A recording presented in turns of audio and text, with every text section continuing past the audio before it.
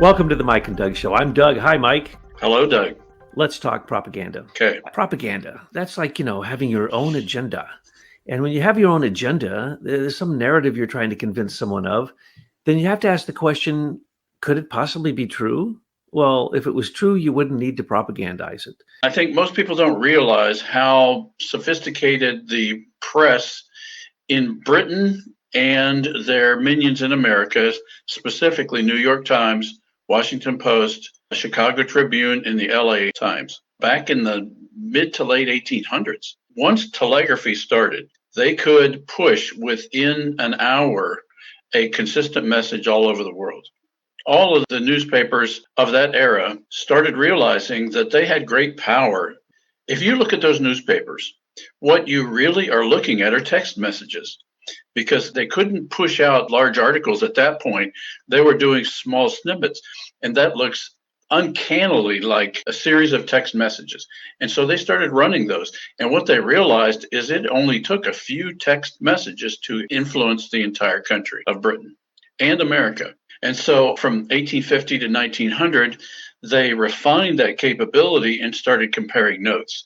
And by 1902, when the Pilgrim Society started, they realized that one of the things they had to do was seize control of primarily newspapers all over the world so that they could put out a consistent British Empire message across the world, including our newspapers in the US, which cooperated because J.P. Morgan and Warburg and Andrew Carnegie had bought control of the American newspapers. So our newspapers were falling in line out of this propaganda capability that developed out of London. At the time of the 1908 Imperial Press Conference, Associated Press, Reuters, Daily Mail, the New York Times had people there. And at that conference, W.T. Stead, who was Cecil Rhodes's biographer, specifically said, and he had written a pamphlet called Government by Journalism, he realized that his newspapers had more power than the church. And what he recognized that one article by him was more powerful than all the sermons in the country. So with that and their bent towards Sabbatean Frankism, which is basically a Jewish heresy that said, since we all can't be good all the time, we're going to be as bad as we can be. And that was the philosophy that infused the banking system and the propaganda system and the military industrial complex of that age.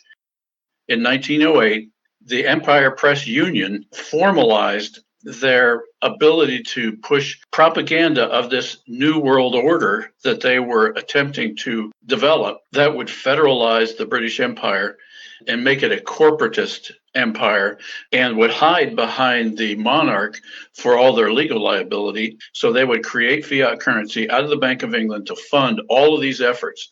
They then had what they needed to push the media of the last 120 years. I think everybody needs to realize that anytime you see a splash within a 24-hour period and it's quoted and the source is Reuters, Associated Press, Daily Telegraph, Daily Mail, New York Times, Washington Post, Chicago Tribune, and Los Angeles Times, whenever you see those as the sources, believe the opposite. And then you hear the parrots come in and say, as it was stated in this source. Right. And then they wax poetic after that, and they just add lies. It's like, what did you just sit around and just imagine this stuff in your crazy head? That's do. What happens? Literally. Now, we know this because why? Take Hearst and Pulitzer and their battle for yellow journalism, where they literally made a bet to see who could create the bigger war simply by putting it in their newspapers. Right. Let me point out, when you mentioned Hearst, Randolph Hearst was coached by W.T. Stead, who was the kind of spiritual advisor of the Pilgrim Society and the Empire Press Union. So this idea of government by journalism was completely seized by the British throughout the United States, and Hearst was one of their main proponents.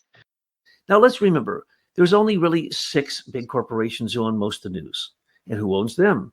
The same asset managers who own the rest of the Fortune 500 companies. And who owns them? Well, those would be the bankers. And who owns them? The same banking families who own all the major big banks doing all the corrupt deals. and the 12 central banks and the US Federal Reserve. It's the same exact families. And those are controlled by the Bank of England. And the Pilgrims. And the Pilgrims control even the monarchy. They control the Privy Council. We know that Pilgrims control the Bank of England. And because of their stupid rules over there, you can't ask about any of the Queen's business or any of the monarch's business. But the Queen owns all the golden shares in all the most corrupt companies, including Elon Musk's SpaceX, which is supposed to be American, but it's not. It's British. And remember, Zelensky's military using the internet as their only form of communication. Elon Musk's satellites jammed the Russians' attempt to intercept that so they could continue to use their cell phones to supposedly conduct their top secret military maneuvers and business. Well, Elon Musk doesn't own any of those satellites. They're all owned by the Department of Defense. Starlink, you've demonstrated the golden share is controlled by the Queen because she controls Lockheed Martin, which was the largest private intelligence network, Boeing and all the other ones. So the point is that Elon Musk didn't do a darn thing. Okay, he didn't even know what a satellite is. The man is a complete idiot. He's a fraud. We recently demonstrated that. He wrote some code once for the first company he was in. And what did he do? After he falsely presented what the company could do, they bought it for a fortune. They looked at the code, said it was garbage, trashed it, and started from scratch. That's the only thing he's ever done. But now we're being told that he can control the ability for the poor Ukrainians to fight against the Russians who are invading. And the DOD says he did it so much better than we could. Think about propagandizing World War III. It's just going to have to happen, isn't it? I mean, they've already said Putin is threatened with atomic bombs. Now they're going to drop so many atomic bombs, it's going to create a tsunami that's going to cover over Britain. Impossible. They're going to send hypersonic missiles. Why? They don't work. Bioweapons. Okay, we've been collecting those samples from Russia as well as Ukraine for well over a decade, paid for by the NIH and Fauci. Why is anyone upset about that? How about the false flag in Donbass? How about the people who were killed, supposedly in Donbass? How about the false flag right outside of Kiev, the Busha? What about the 20, what do they say now? 30, 40,000 Russians they've killed, but they haven't had any of their people killed? This is the best British propaganda I've ever seen. And now they want to do what they did in World War I and II, create another world war, World War III. That's my opinion. I'm giving a strong opinion today because we're talking about propaganda, and that's falsehood. That's Lucifer. That is demonic. And when you have the power of the press behind you, whether it be Google or the mainstream media through Avid, and as you know, ISIS management stole your name of your company, Leader, and made it Leader Plus so that they could tell you who wins on election night before they count the votes, and that everyone in the whole world is putting up the same numbers. Okay, that's the same system that gives you your news, folks. It's called Avid. They're the ones who take the Associated Press and Reuters, stick it together with super glue, and tell all of the supposed journalists in the whole world what to say. They don't do any journalism.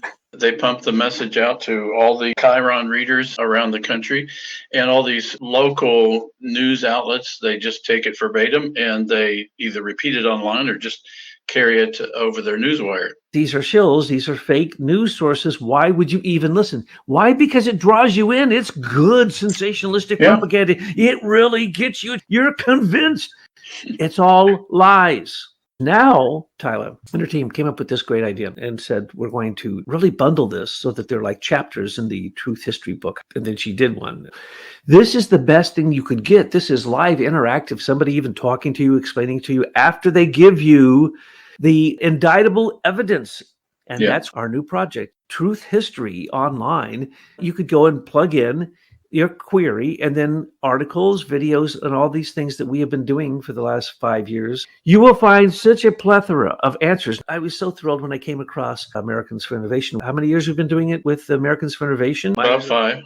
It was a crime line of people who would attack leader technology. It is the crux. It is the apex, perfect archetypal example of the theft of patents, which is the greatest source of income that there is on the face of the earth, and the way that that has gone to the British and the Pilgrim Society from the beginning. But it took 5 years of our combined research, all these people that you are coordinating, and then I'm coordinating a group of people, and Tyler's coordinating a group of people, and we've been doing this as volunteers and putting out books. So far, we have about 150 articles, 800 videos. how many free books? Like 24 free ebooks. And we paid for all of those.